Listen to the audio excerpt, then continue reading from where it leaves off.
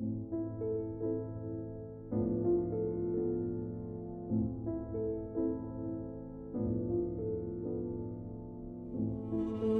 мы провели, значит, годовщину смерти нашего друга, нашего соратника, будем говорить, Эдуарда Анваровича Ганеева. Вот мы с ним общаемся последние, значит, 15 лет. При штабе татар организовано офицерское собрание.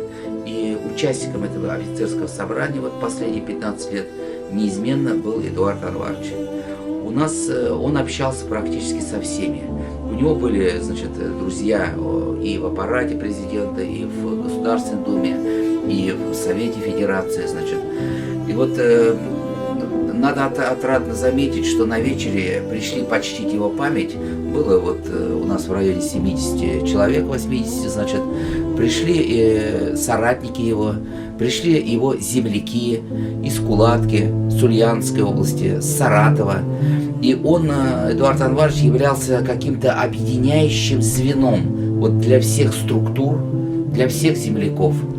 И что отрадно заметить, что на вечер памяти пришли и студенты.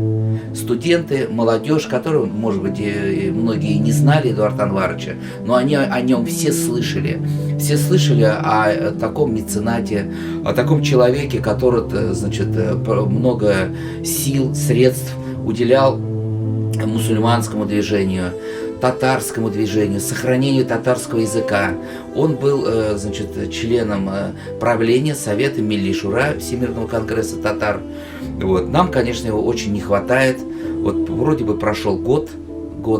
У нас о нем очень светлая, хорошая память.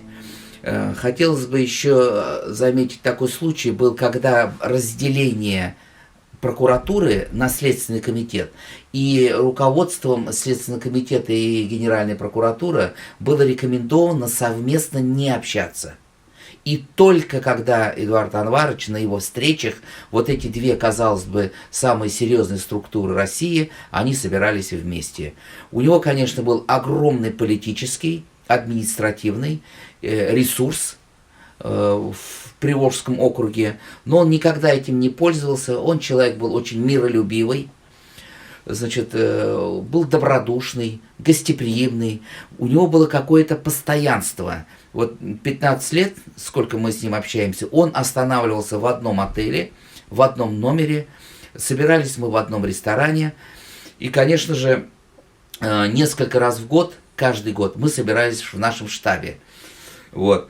Он очень комфортно здесь себя чувствовал, ему очень приятно было пообщаться с молодежью. Первым делом у молодежи он спрашивал, есть ли среди них его земляки. У него было какое-то болезненное такое вот отношение к землячеству. Он очень любил свою родину. Вот это Кулаткинский район, и в конце для подъема этого района, он даже, ему это не надо было, но он все равно пошел на такой шаг, стал главой этого района. И вот у нас в Коломенском проходит Сабантуй, где собирается в районе 150-120 тысяч людей. И вот там он делал свою территорию Кулаткинского района. Больше этого никто не делал, потому что это очень хлопотно, очень сложно. И вот мы туда приходили, в эту его территорию, значит, Кулаткинского района, на нашем Коломенском Сабантуе московском, и чувствовали себя, как у себя дома.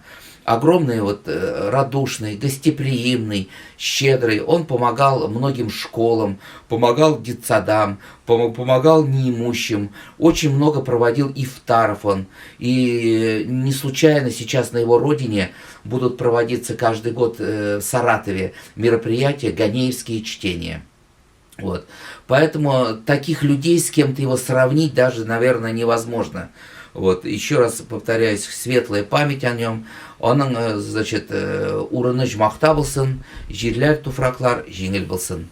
Біз аны бек сағынып, қызғанып, еске түсіріп қаламыз.